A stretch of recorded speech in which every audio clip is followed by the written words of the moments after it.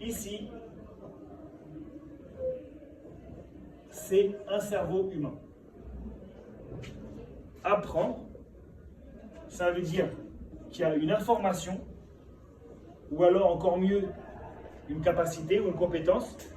Apprendre, ça veut dire que cette compétence qui est extérieure à vous, ou cette information qui est extérieure à vous, elle va s'inscrire, la connaissance, la compétence ou l'information va s'inscrire dans votre cerveau.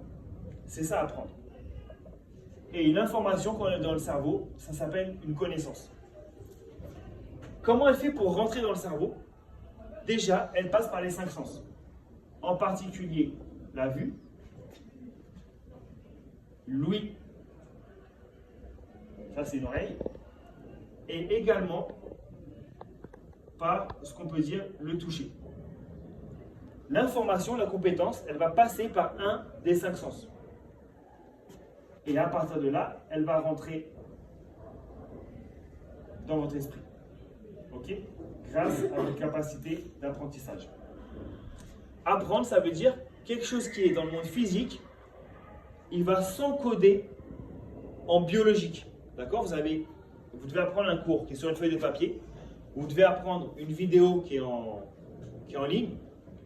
Si vous la mémorisez, ça veut dire que cette vidéo, elle s'est transformée en quelque chose de biologique, en code biologique.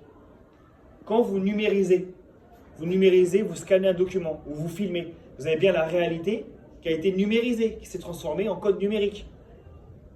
Oui ou non? Quand on mémorise, quand on apprend, c'est la même chose. Vous avez une information que vous encodez, vous transformez en code et elle s'inscrit dans les circuits des neurones. Ok? Donc c'est ça, apprendre. Pour apprendre, il y a différentes mémoires.